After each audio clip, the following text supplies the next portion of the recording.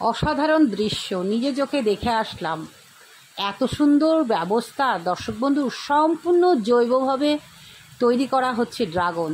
লাখ লাখ টাকার বিক্রি হচ্ছে প্রত্যেক বছরই, কিন্তু দিদি প্রচুর প্রচুর টাকা এখান থেকে উপার্জন করে। একজন মহিলা হয়ে এই উদ্যোগটা নিয়েছে, দিদিকে আমি সাধুবাদ জানাচ্ছি। চলো আজ দিদির বাড়ির ভেতরে ঢুকবো এবং কিভাবে এত সুন্দর বাগান তিনি করছেন সব কিছু জানবো। নমস্কার, আমি সুলেখা আর তোমরা দেখছো হবি অফ সুলেখা।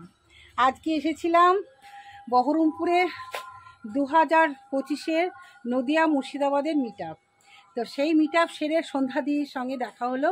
সন্ধ্যাদি বললো চলো সুলেখা আমার বাড়িতে চা খেয়ে বাড়ি যাবে। তো একটু রোদ ছিল বলে আসলাম।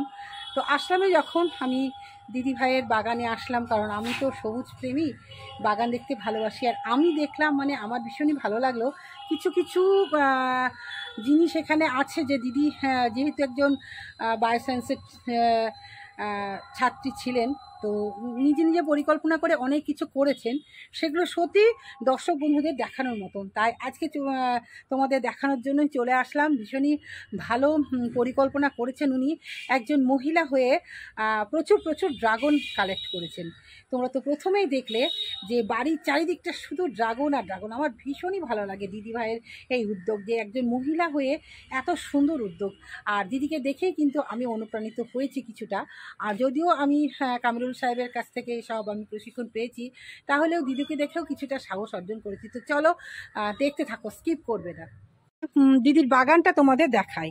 নিচে তো কিছু বাকি নাই, ডাঁটা থেকে পুদিনা পাতা থেকে সব নিজে লাগিয়েছেন। আর এখানে দেখো কি সুন্দর, আমার মনে হয় গন্ধরাজ লেবু, এটা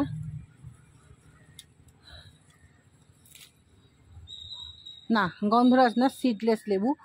আর এই যে পরিকল্পনা দিদি করেছেন, যে একটা সুন্দর শক্তপোক্ত নেট লাগিয়েছেন, সেই নেটের ওপরে উচ্ছে তারপরে তোমার কুমড়ো, লাউ, এই যে একটা সুন্দর পরিকল্পনা দিদি করেছেন, এইটাই একটা বিশাল বিশাল বুদ্ধিমানের। যে ড্রাগন লাগাতে গেলে এখন বর্তমানে যে টেম্পারেচার, সেই টেম্পারেচারে কিন্তু আমরা গ্রিন নেট লাগাবো। গ্রিন নেট না লাগিয়ে এরকম নেট খরচ করলে কিন্তু একদম দুটো কাজ হয়ে যাচ্ছে। কারণ ওপরে সবুজ একটা গাছ দিদি তুলে দিয়েছেন, তো সেখানে উচ্ছেও হচ্ছে, আবার দেখো গ্রিন নেটেরও কাজ করছে। এইটা দেখানোর জন্যই কিন্তু আসলাম দর্শক বন্ধু, সত্যি তাই। আর দিদির এখানে কি গাছ নেই দেখো, শুধু কি ভালো লাগছে। আর ঠান্ডা পরিবেশ, ঠান্ডা চারিদিকটা। এই যে ওঠার জন্য, উপরে ওঠার জন্য দিদি এই যে দেখো সম্পূর্ণ জৈবভাবে উনি ড্রাগন করেন। আর এই যে বেডের নিচে কিন্তু জল দেওয়া আছে, জলগুলো পড়ছে, ভীষণই সুন্দর, দারুণ দারুণ একদম। চলো দেখাই, ঘুরে ঘুরে দেখাই, দিদি আসবে। তার আগে দেখো সম্পূর্ণ জৈবভাবে গোড়াতে এটা ওটা দিয়ে রেখেছেন, ভীষণই। এখান থেকে G9 কলা গাছ আমাকে দিদিভাই দিয়েছিল, আমি নিয়ে গেছিলাম। তো এই যে ভেতরে থেকে বাইরে সব দেওয়া আছে, বাইরের চারিদিকে মানে বাড়িটার চারিদিক নিয়ে এই ড্রাগন চাষ করেছেন। হ্যাঁ ঠান্ডা, এমনকি ওপরেও দেখো, ওপরেও কিন্তু দিদি চাষ করেছেন। কত যে ড্রাগন, একজন মহিলা হয়ে এত সুন্দর উদ্যোগ নিয়েছেন। আর কি গাছ নেই, ওদিকে যেমন করেছেন, আবার এখানে দেখো র্যাক করে করেছেন। একটা প্যাকেটে পর্যন্ত ড্রাগন গাছ লাগিয়েছেন উনি। এখানে দেখো একটা পেয়ারা গাছ বেডের মধ্যে লাগিয়েছে, কত পেয়ারা হয়েছে। চলো দেখাতে দেখাতে যাই। এখানে আছে অর্কিড, মানে কিছু বাদ নেই, মানে ড্রাগনের মধ্যেও উনি কত সুন্দর গাছ লাগিয়েছেন। এখানে একটা কি সুন্দর দেখো, কি মিষ্টি কালারের অ্যাডিনিয়াম আছে।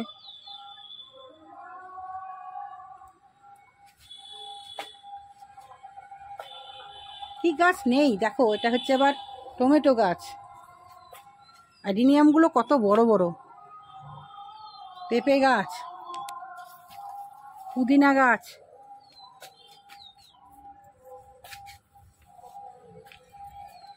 একটা খয়েরি লাল কি সুন্দর কাটা চাপা গাছ, লিলি গাছ, এখানে কচু গাছ, পদ্ম কচু থেকে আরম্ভ করে সব সম্পূর্ণ জৈবভাবে দিদি গাছ করেন। আর কিভাবে করেন না করেন সেভাবে পরিচর্যাটা অবশ্যই দিদি আসুক জানাবো, তোমরা শুধু দেখতে থাকো। এখানে দেখো লাউ গাছ তুলে দিয়েছেন, আর কত বড় একটা গাছ ভেতর দিয়ে ফাটিয়ে দিয়ে ওপর দিয়ে তুলে দিয়েছে। ও অসাধারণ।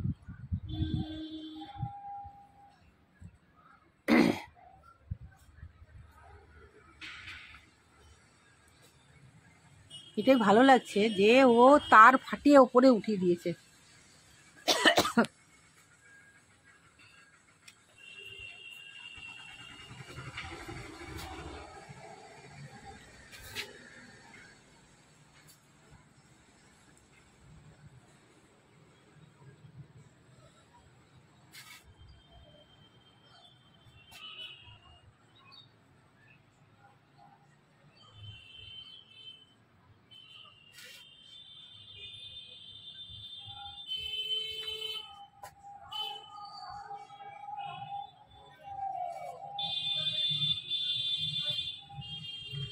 এখানে দেখো একটা ডালিম গাছ, কি সুন্দর।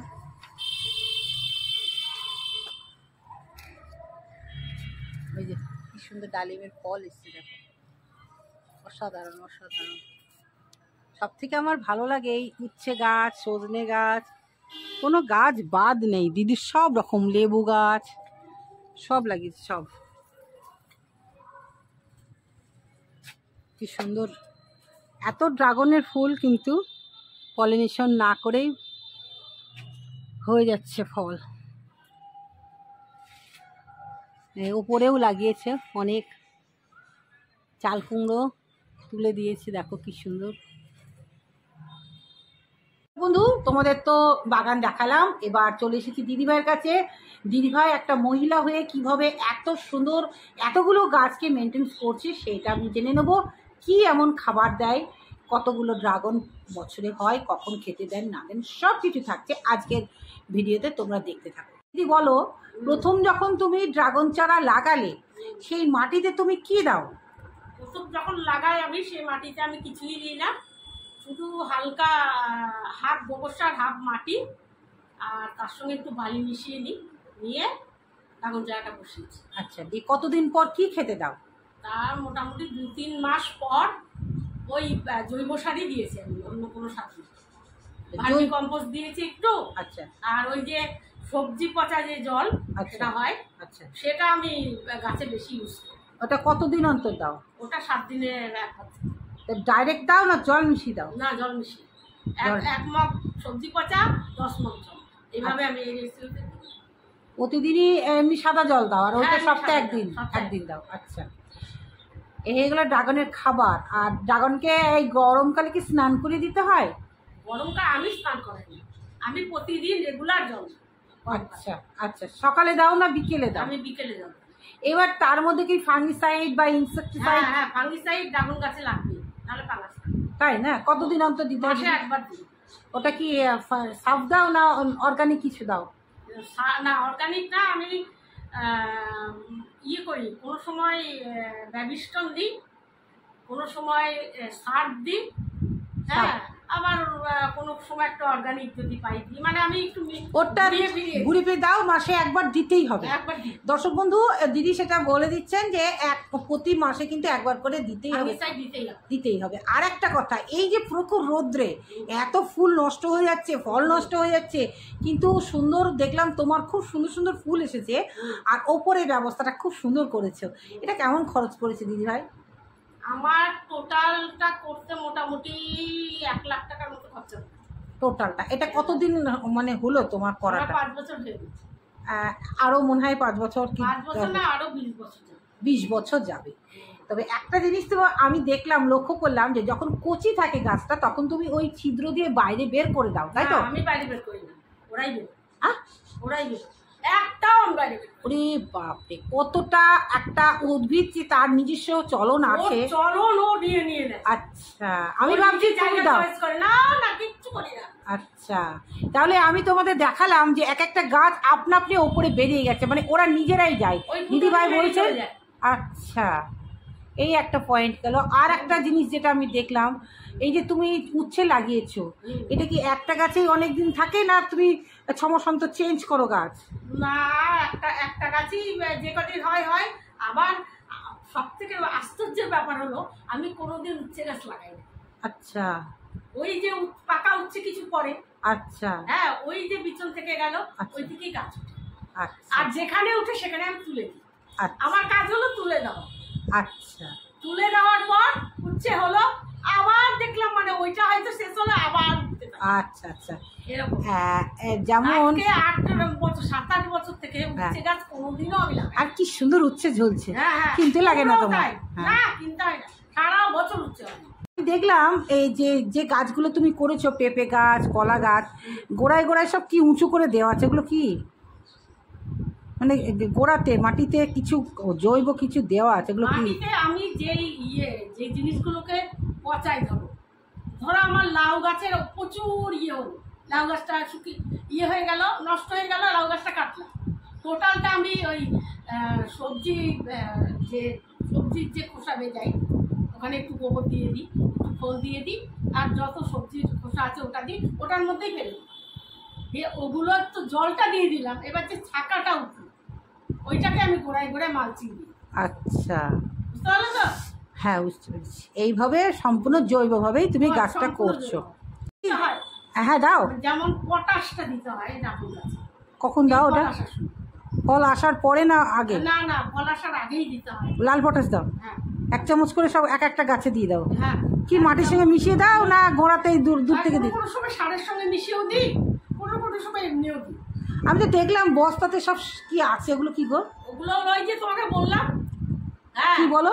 ওই গোবর সার, তারপরে পোলট্রির লিটার, চুন, তারপরে কতটা গোবর সার? 1 বস্তা ধরো নিচ্ছ, 75 ভাগ গোবর সার? 1 বস্তার সঙ্গে 4 বস্তা গোবর সার, 1 বস্তা পোলট্রি লিটার সঙ্গে 4 বস্তা গোবর সার। আচ্ছা, হলো। তার সঙ্গে চুন। হ্যাঁ, চুন কতটা? চুন ধরো পোলট্রি লিটারটা অনেকটা থাকে, এর জন্য তোমার, আর গোবর তো অল্প হয়, অনেক 4 বস্তা লাগে।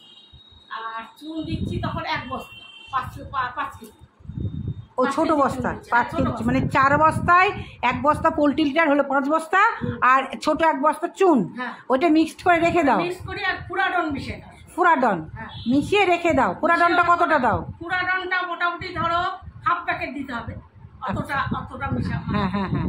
এবার ওটা ছোট ছোট বস্তায় আমি করে রেখে দিই। আচ্ছা, দিয়ে ওইটাই খাবার হিসেবে দাও? ওটাই মানে ওই যে মিশিয়ে রাখলাম, ওই যে পোলট্রি লিটারটা না হলে না খুব মানে বিষাক্ত, ডাইরেক্ট গাছে দেওয়া যায় না? গাছে দেওয়া যায় না, দিলে কি হয়?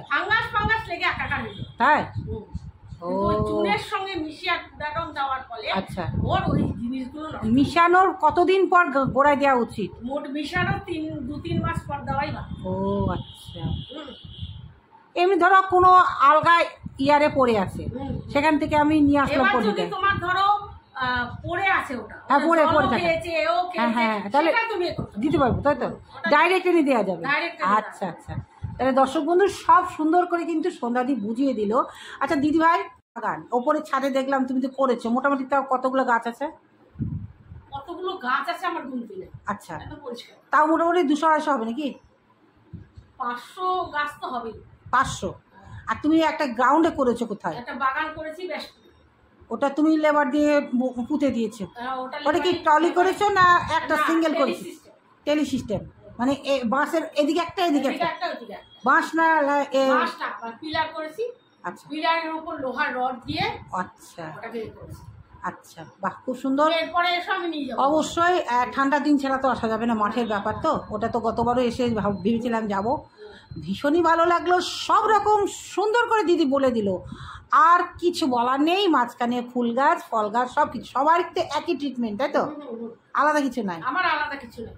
তাহলে দিদি সার কিনতে গেলে প্রচুর খরচা, তার দিদি নিজে বুদ্ধি করে একদম করে। এবার বলো, ড্রাগন বিক্রি করো তুমি, বলো ড্রাগনটা কিভাবে বিক্রি হয়? বিক্রি করেছিলাম মোটামুটি 75,000 টাকা ড্রাগন, শুধু ছাদে। আচ্ছা, আর ওখানে নতুন লাগিয়েছে, এখনো বিক্রি টিক্রি কেন, এখন এবার কেবল 2-1টা ফুল এসেছে। আচ্ছা, এবার তুমি ড্রাগনটা কি বাড়ি থেকে নিয়ে যায় না তুমি কি দিয়ে আসো? বাড়িতে আমার যেহেতু অর্গানিক ড্রাগন, বাড়ি থেকে প্রচুর নিয়ে যায়। আর বাড়তি কিছু হলে বাজারের দোকান ও ফোন করে ওকে দিই। আচ্ছা, ওই পার কিলো 150 টাকা করে নেয়। 150 টাকা পাইকারি। কত সস্তা এখান থেকে নিয়ে যাচ্ছে, আর ওরা তো গিয়ে তো 300 350 টাকা বিক্রি করছে। খুবই ভালো লাগছে, একজন হাউস ওয়াইফ সংসার সামলিয়ে স্বামীকে দেখে। যেহেতু অর্গানিক। হ্যাঁ হ্যাঁ হ্যাঁ হ্যাঁ, এরপরে তো আসছি আবার 1-8 মাস পর, কারণ ড্রাগন গাছ থেকে পেরে খেতে হবে। হ্যাঁ, লাল হয়ে থাকবে, ভীষণই সুন্দর। দেখেছো না? হ্যাঁ, ওই রকমই সবুজের মধ্যে যে লাল হয়ে থাকে না, অপূর্ব দেখতে লাগে, দারুণ লাগে। তোমার বাইরে তো সুন্দর। আচ্ছা দিদি, এই যে বর্তমানে যে টেম্পারেচার যাচ্ছে, তাতে তোমার কি ড্রাগন কেমন বেশিরভাগ নষ্ট টষ্ট হলো? কিছু হয়েছে আমার খুব একটা হয়নি। হ্যাঁ, তবে কিছু হয়েছে, তুমি তো দেখলা। হ্যাঁ, ব্যাপারটা হচ্ছে যেহেতু ঠান্ডার মধ্যে আছে অর্গানিক ভাবে, তার জন্য নষ্টটা কম হয়েছে। একটাই কারণ, শেড নেটের বদলে আমি উচ্ছে গাছ তুলে দিয়েছি। হ্যাঁ, এই যে একটা বুদ্ধিমানের কাজ করেছে দিদি। আর আমার উচ্ছে হচ্ছে, লাউতে লাউ হচ্ছে, চাল কুমড়ো হচ্ছে। হ্যাঁ, আবার ওরা ড্রাগনটা একটু শেডও পেয়ে যাচ্ছে। সব তো দেখলাম তো, খুব খুব সুন্দর। মানে এই ব্যবস্থা যদি কেউ করে তার কোনো প্রবলেম হবে না। সম্পূর্ণ সুন্দর করে সন্ধ্যা দিদি বলে দিলেন। আর কি চাই তোমাদের দর্শক বন্ধু, এবার তোমরা লেগে পড়ো তোমাদের বাগানে। অনেক অনেক ধন্যবাদ দিদিভাই তোমাকে। ভালো থেকো, সুস্থ থেকো। কেমন লাগলো দিদির এই বাগান অবশ্যই জানাবে। আর দিদির মুখ থেকে তো সব কিছুই শুনতে পেলে, কিভাবে পরিচর্যা করে না করে সব কিছুই দিদি জানালেন। আমার তো ভীষণ ভালো লাগলো। তোমাদের কেমন লাগলো জানাবে। আজকে এইটুকুই, আবারও ফিরে আসবো নতুন কিছু নিয়ে। হবি ও সুলেখা মানেই কিন্তু নতুন নতুন সব কিছু তোমাদের কাছে পৌঁছে দেওয়া। আজকে আসি, আবারও দেখাবে পরের ভিডিওতে। টাটা।